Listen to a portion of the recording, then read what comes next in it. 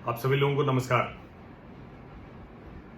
चीन की कारस्तानियां हर दिन सामने आ रही हैं और चीन का जो व्यवहार अपने नागरिकों के प्रति है उसको दुनिया देख रही है। बार बार ये कहा जाता है कि क्या चीन से दुनिया के देश नाराज हो रहे हैं, चीन के साथ दुश्मनी हो रही है। तो मैं एक फाइन लाइन हमेशा खींचता हूं और आप सब लोगों को कहता हूं कि देखिए, किसी की भी दुश्मनी चीन से नहीं है। चीन के नागरिक वो सबसे ज्यादा शिकार हैं चाइनीज कम्युनिस्ट पार्टी के तानाशाह क्रूर शासन का। उनकी जो बंधक बनाने वाली नीतियां हैं, जिसकी वजह से वहां नागरिकों के जो मूल अधिकार हैं वही खत्म कर दिए गए। इसलिए यह हमेशा ध्यान में रखना है कि चीन के साथ किसी की दुश्मनी नहीं है, दुश्मनी चाइनीज कम्युनिस्ट पार्टी के तानाशाह क्रूर शासन वाले चीन से। और एक और उदाहरण देखने को मिला जब डॉक्टर ली मैंग यान, ये बहुत जो महत्वपूर्ण प्रोजेक्ट था WHO का, विश्व स्वास्थ्य संगठन का, उसकी एक रेफरेंस लैब है हांगकांग में। यानी WHO दुनिया भर में अलग अलग जो सार्स हैं, दूसरे पेंडेमिक्स हैं, दूसरी ऐसी जो इन्फ्लुएंजा हैं, उस सब पर रिसर्च करने के लिए लैब उसकी बनी हुई है। ऐसी ही एक रिसर्च लैब है जिसमें स्पेशलाइजेशन किया हुआ है वायरोलॉजी और इम्यूनोलॉजी में डॉक्टर ली मेंग यान ने।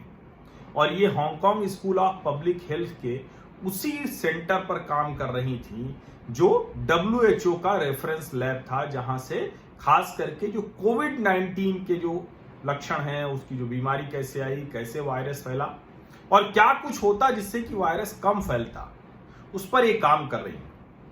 लेकिन दुर्भाग्य देखिए कि डॉक्टर ली मेंग यान को हांगकांग छोड़कर अमेरिका भागना पड़ा है। क्यों भागना पड़ा है? क्योंकि उन्होंने वो बात बता दी, वो बात कह दी जो अगर बताते हुए कहते हुए वो हांगकांग में रहती तो शायद वो गायब कर दी जाती, उनकी हत्या हो जाती, या उसी तरह की चीजें जो दूसरे चीनी नागरिकों के साथ वो होती रही है, जो हो जाती है वहां चीन के लिए, जो सबसे सामान्य बात है। और डॉक्टर ली मेंग यान ये कह रही हैं कि अगर वो हांगकांग में रुकती तो चीन उनके साथ क्या करता, इसका अनुमान उन्हें था, इसीलिए वो छोड़कर भाग गई। और चूंकि उनको इतनी ज्यादा जानकारी है और वो बार बार वो ये कह रही हैं कि जो चीन ने और विश्व स्वास्थ्य संगठन ने, दोनों ने दुनिया को जब बताया तो बहुत देर हो चुकी थी। उसके बहुत पहले से चीन में ये वायरस जो था ये अपना असर दिखाने लगा था। और जो चीन दुनिया भर में अपनी छवि बनाता है कि बड़ी चमत्कारिक छवि है, बड़ा शानदार काम किया, ली मैंग यान बता रही हैं कि अगर समय से किया होता तो बहुत से लोगों का जीवन बच जाता। अब चीन अपने आंकड़े कुछ भी बताए, लेकिन एक बार मैंने वो आपको बताया था ना, जो डिफेंस यूनिवर्सिटी है उसका जो आंकड़ा है कि 8 लाख से ज्यादा लोग, कब? अप्रैल तक ही, अभी के छोड़ दीजिए। तो जो दुनिया भर में आंकड़े हैं उसमें तो ये नहीं दिखेगा। और सोचिए आप कि कई बार मुझे भी आश्चर्य होता है कि सचमुच क्या हमारे देश के भी जो ये तथाकथित जो लिबरल, खुद को बड़ा निष्पक्ष पत्रकार कहते हैं, वामपंथी बुद्धिजीवी हैं, इन सब की नजर चीन के कुकर्मों पर कतई नहीं पड़ती। अभी कहेंगे कि पहले हम अपना भारत देख लें, हमें क्या लेना देना है, तब अचानक ये भारत देखने लगे हैं, भारत माता याद आने लगती है, इनको राष्ट्र याद आने लगता है। लेकिन ये हर दूसरे दिन तो मजाक बनाते रहते हैं डोनाल्ड ट्रंप का। डोनाल्ड ट्रंप भी कोई भारत में तो है नहीं, भारत के नेता नहीं, भारत के राष्ट्रपति नहीं, अमेरिकी राष्ट्रपति हैं। उस पर तो बड़ी तेज इनकी नजर रहती है कि देखिए पहली बार मास्क लगाया। शी जिनपिंग का कोई पता है क्या? शी जिनपिंग या शी चिनफिंग जो भी कहते हैं, हम लोग जिनपिंग कहते हैं तो वही चला देते हैं, चिनफिंग शायद बोलते हैं उसको चाइनीज। और कभी भी ऐसा नहीं होता। और इसीलिए मुझे कभी कभी लगता है कि या तो ये बहुत कुछ जानते हैं और इतना डरते हैं चीन से कि भारत में भी वो उनके खिलाफ कुछ कर देगा। क्योंकि डॉक्टर ली मेंग यान कह रही हैं, वो बहुत डरी हुई हैं और उनको अपने पति, बच्चों, परिवार सबको छोड़ के जाना पड़ा है अमेरिका। और वो एक कह रही हैं कि मुझे पता है कि मैं अपने परिवार वालों से कभी नहीं मिल पाऊंगी, मेरे इस बोलने की, इस अभिव्यक्ति की, इस सच्चाई बताने की सजा मेरे परिवार वालों को मिल सकती है, लेकिन मैं रुक नहीं सकती थी। और यान जो वो दावा करती हैं, वो कह रही हैं कि दुनिया में जो कुछ पहले वैज्ञानिक थे, पहले जो वायरोलॉजिस्ट थे जिन्होंने इस पर शोध किया, उनमें वो फर्स्ट है। और वो कह रही हैं कि जब ये पूरा काम शुरू किया तो उनके जो 2 रिसर्चर थे, डॉक्टर लियो कून और डॉक्टर पीरिस, तो उनको भी समय समय पर उन्होंने बताया। और उन्होंने बताया कि सबसे पहले जो उनके सुपरवाइजर थे डॉक्टर लियो कून, उनको बताया कि सार्स जैसा वायरस है जो अध्ययन वो कर रही थी। और जब उन्होंने बताया तो उन्होंने कहा कि चुपचाप काम करते रहो। और उन्होंने इस बारे में, क्योंकि चीन ने पहले से ही विदेशी विशेषज्ञों को रोक रखा था, कोई और काम नहीं कर सकता था, और यहां तक कि हांगकांग के भी जो लैब्स थी, हांगकांग के जो रिसर्चर्स थे, साइंटिस्ट थे, उनको चीन के सैंपल्स पर काम करने की इजाजत नहीं थी। लेकिन चूंकि डॉक्टर यान ये पली बढ़ी चीन में, चीनी नागरिक हैं, और इनके हर विश्वविद्यालय में ढेर सारे संबंध संपर्क थे, तो इन्होंने उसका इस्तेमाल किया और अपने दोस्तों के जरिए सैंपल्स और सूचनाएं इकट्ठा की। अच्छा, जब इन्होंने पूरा ये काम किया तो चूंकि वो जो विश्वविद्यालय थे, शोध संस्थान थे, एक और चीज उन्होंने देखी कि शुरू में तो हर कोई इसके बारे में बात कर रहा था, चर्चा कर रहे थे, एक दूसरे से इंफॉर्मेशन शेयर कर रहे थे। अचानक जैसे लगा कि कुछ ऊपर से कोई आदेश आ गया, कोई सर्विलांस हो गया, कोई मॉनिटरिंग हो गई, और अचानक इनके जो दोस्त थे अलग अलग चीन के विश्वविद्यालयों में, शोध संस्थानों में, उन्होंने इस वायरस पर बात करना बंद कर दिया।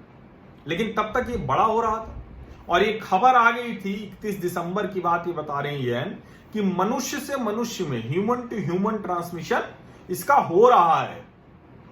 और जब ये इन्होंने बताया, अच्छा, तब तक न चीन ने न WHO ने इसके बारे में कुछ बताया, तो उन्होंने कहा था कुछ वायरस फैल रहा है, ये 31 दिसंबर तक जानकारी दी। और उन्होंने जब अपने सुपरवाइजर को बताया, तो सुपरवाइजर ने कहा चुपचाप काम करते रहो। इसके बाद डॉक्टर ली मेंग यान के एकदम, जिसको कहते हैं ना कि वो अलार्म बजना, और उसके बाद उन्होंने अपने दोस्तों से बात करनी शुरू की। हर दोस्त डर रहा था, चुप्पी साध रहा था।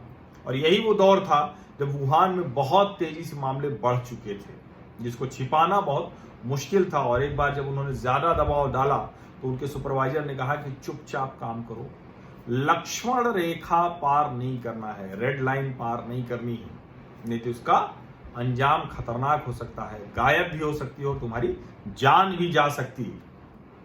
और ये जो कह रहे थे दे विल किल अस, जाहिर है जो चीन की सरकार का डर था। और अब ये जो आप अपनी स्क्रीन पर देख रहे हैं, ये फॉक्स न्यूज से जो कहा बातचीत में डॉक्टर ली मेंग यान ने, मैं उसका हिंदी अनुवाद करता हूं, आपकी स्क्रीन पर उनकी प्लेट दिख रही है।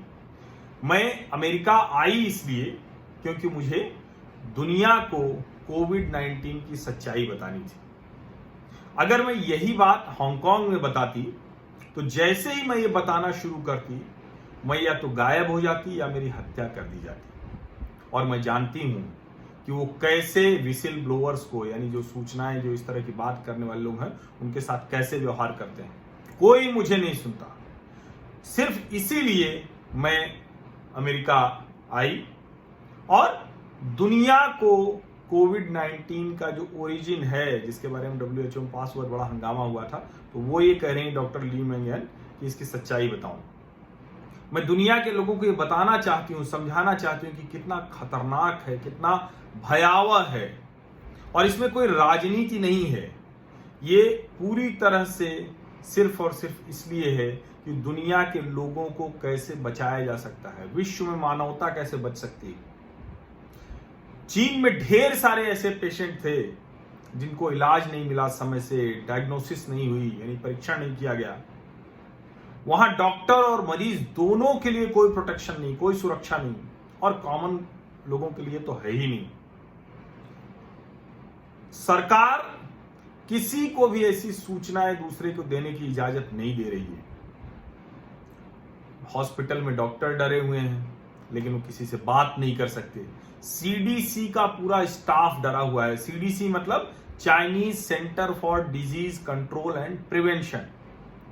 मैं बहुत निराश हूं, लेकिन मैं पहले से जानती हूं कि क्या कुछ हो रहा है, और मुझे पता है जो वो कह रहे हैं कि चाइनीज कम्युनिस्ट पार्टी और जो इंटरनेशनल ऑर्गेनाइजेशन WHO के बीच में जो भ्रष्टाचार है, उसकी भी वो बात यहां कर रही हैं। और वो कह रही हैं कि मैं जानती हूं, लेकिन मैं चाहती हूं कि दुनिया इसमें भ्रमित ना हो, और ये जानकारी जो है वो झूठी जानकारी दुनिया में न जाए, सच जानकारी जाए। अब जाहिर है कि इतना बड़ा खुलासा जब ली मैंग यान ने किया है, तो ये चीन के साथ साथ डॉक्टर टेड्रोस की अगुवाई वाले WHO विश्व स्वास्थ्य संगठन की भी जो कहीं की उसकी साख है, उसकी प्रतिष्ठा है, वो सब धूमिल कर देता है। उसे पूरी तरह से खारिज किया है WHO ने, और कहा है कि यान, पून और पीरिस ये कभी विश्व स्वास्थ्य संगठन के साथ सीधे काम करने वालों में नहीं रहे, जबकि जो WHO की लैब की लिस्ट है उसमें हांगकांग की वही लैब है जिसमें डॉक्टर ली मैंग यान काम कर रही थी। और यान ने इसीलिए पूरा उस रेफरेंस रिसर्च लैब का पूरा ब्यौरा दिया है, पूरी बात बताई है कि जहां वो काम करती। और यान के अमेरिका आने की कहानी भी गजब है। वो एक अमेरिकी ब्लॉगर हैं, हालांकि वो ब्लॉगर हांगकांग के हैं, रहते अमेरिका में हैं, क्योंकि हांगकांग में रहते भी अब ब्लॉगिंग करना जो एक अभिव्यक्ति की आजादी वो नहीं रह गई है। और उनके बीच में बात हो रही थी, वो लू डे ये हांगकांग के ब्लॉगर हैं जो अमेरिका में रहते हैं, और दोनों के बीच बात हुई। जब ये बात उन्होंने ये बातें सब बताई, लू डे ने कहा कि सबसे पहला काम तो तुमको यही करना चाहिए कि हांगकांग छोड़ देना चाहिए। और हांगकांग छोड़ने की जब तैयारी की, वो बात कर रही थी, तो यान के पति ने सुन लिया। उनके पति भी उसी रिसर्च लैब में साइंटिस्ट हैं, और पहले तो उनके साथ थे, लेकिन फिर चाइनीज कम्युनिस्ट पार्टी, चीनी सरकार, इससे डर बढ़ा होगा। और यान के पति ने कहा कि मैं तुम्हारे साथ नहीं आ सकता, they will kill all of us. जब पति ने इतना विरोध किया तो यान को लगा कि अब क्या करना चाहिए, तो उन्होंने चुपचाप तैयारी कर ली, और पति के विरोध के बावजूद ये दुनिया को बताने का फैसला कर लिया कि जो कोविड-19 है ये दरअसल चाइनीज वायरस है, जो चीन में हुआ, चीन ने समय से बताया नहीं, WHO ने बताया नहीं, और उसको बताने के लिए 27 अप्रैल को अमेरिका का टिकट कर लिया, और 28 अप्रैल को अमेरिका पहुंच गई। लेकिन परेशानी तो उनके पीछे पड़ना शुरू हो गई थी। वहां पहुंची कस्टम अधिकारियों ने रोक लिया उनको लॉस एंजल्स हवाई अड्डे पर। कई घंटे की यात्रा करके आई थी वो, 13-14 घंटे की। उसके बाद उनको घंटों कस्टम अधिकारियों ने रोका, और फिर FBI के हवाले कर दिया। जो federal bureau of investigation America, जो कि हांगकांग से आई हुई थी, वो इस समय वैसे ही अमेरिका और चीन के बीच तनाव है, हांगकांग भी एक वजह है, क्योंकि नेशनल सिक्योरिटी लॉ लागू कर दिया। और उसके बाद FBI ने घंटों पूछताछ की, और जब उसे भरोसा हो गया तो उन्होंने ली मेंग यान को जाने दिया। ये सारी बातचीत फॉक्स न्यूज से एक्सक्लूसिव इंटरव्यू में यान ने बताई है। लेकिन डॉक्टर यान की जो आशंका थी वो सच साबित हो रही है। उनका जो चीन में उनके माँ बाप रहते हैं, या हांगकांग में जो उनका अपार्टमेंट था, उस सब को तहस नहस कर दिया है। माँ बाप को उनके चीनी पुलिस, चीनी एजेंसियां गिरफ्तार कर ले गई, और जिस रिसर्च लैब के साथ वो काम कर रही थी उसके आधिकारिक ईमेल और पोर्टल पर डॉक्टर ली मेंग यान की एंट्री बंद कर दी गई है। जबकि अगर वो रिसर्च लैब में काम कर रही थी तो वो तो उनको सवाल जवाब करना चाहिए था, लेकिन चीन की सरकार का दखल है, WHO की वो रेफरेंस रिसर्च लैब है। और जो कहा जा रहा था कि कहीं ये वायरस जानबूझ के इसकी तैयारी तो नहीं थी, जो आउटब्रेक हो गया, जो चीन दुनिया को डराने के लिए करना चाह रहा था, और जो कितने मामले चीन में हैं ये कोई नहीं जानता है। शायद यही वजह रही कि बहुत लंबे समय तक चीन ने इंटरनेशनल जो लोग साइंटिस्ट थे, रिसर्चर्स थे, इंट्रोगेटर्स थे, इन्वेस्टिगेटर्स थे, उनको जाने की इजाजत नहीं दी। अब अमेरिका पहुंच गई हैं, और अमेरिका में जो चीनी दूतावास है उसने फॉक्स न्यूज से कहा कि वो नहीं जानते कि ये डॉक्टर ली मेंग यान कौन है। लेकिन इस तरह के खुलासे के बाद भारत को बहुत कुछ समझना है। दुनिया समझ रही है, अमेरिका पूरी तरह से फ्रंट फुट पर है, चीन के साथ लड़ाई लड़ रहा है, दुनिया के अलग अलग देश लड़ रहे हैं। भारत और चीन के बीच अभी सेनाओं का डिसएंगेजमेंट हो रहा है, यानी सेनाएं पीछे जा रही हैं। लेकिन हमें यह ध्यान रखना चाहिए कि जो मानवता का इतना बड़ा विनाशक है, उस चाइनीज कम्युनिस्ट पार्टी के साथ किसी तरह का रिश्ता लोकतांत्रिक देश नहीं रख सकता है। इसीलिए नॉर्थ कोरिया और ईरान के परमाणु हथियारों में नाम आ जाता है चीन का। इसीलिए उत्तर कोरिया के साथ अगर किसी के डिप्लोमेटिक रिलेशंस हैं तो सिर्फ और सिर्फ चीन के हैं। इसलिए चाइनीज कम्युनिस्ट पार्टी के इस क्रूर तानाशाह शासन के बारे में समझिए। और डॉक्टर ली मेंग यान, उन्होंने कितना साहस किया होगा। हजारों लाखों लोग साहस नहीं कर पाते हैं, क्योंकि सबको 4 जून 1989 याद है, जहां बीजिंग के थियानमेन चौक पर टैंक से, तोप से उड़ा दिया गया, टैंक के नीचे दबा दिया गया, गोलियां मार दी गई और चीनियों के अधिकारों का पूरा खात्मा कर दिया गया। इसलिए आप सोचिए कि जो वहां त्रासदी है, जो वहां बंधन में चीनी नागरिक हैं, उसको दुनिया को आजाद कराने की मुहिम चलानी चाहिए। और हर दुनिया के व्यक्ति का, जिसको अभी मानवता में भरोसा है, जिसका अभी सभ्य समाज में भरोसा है, चीन से चाइनीज कम्युनिस्ट पार्टी का शासन खत्म हो, इस पर काम करना चाहिए। ये बेहद जरूरी जानकारी थी, जिसको लेकर तरह तरह के भ्रम थे, वो सारे भ्रम अब लगभग दूर हो रहे हैं। पहले तो रिपोर्ट्स आ रही थी अलग अलग, पहले जो रिपोर्ट्स थी उसमें सब्सटैंशिएट करने के लिए नहीं था। ये तो उसी रेफरेंस रिसर्च लैब में काम करती थी जो WHO की तरफ से इस पर काम कर रही थी। और ये तो इस कोविड-19 पर काम करने वाली पहली वैज्ञानिकों में से एक थी, वायरोलॉजिस्ट में से एक थी। तो इसलिए अब ये बात बहुत स्पष्ट है कि चीन ने दुनिया को, जो कहें कि ये दुनिया का विनाश करने का काम चीन ने किया है।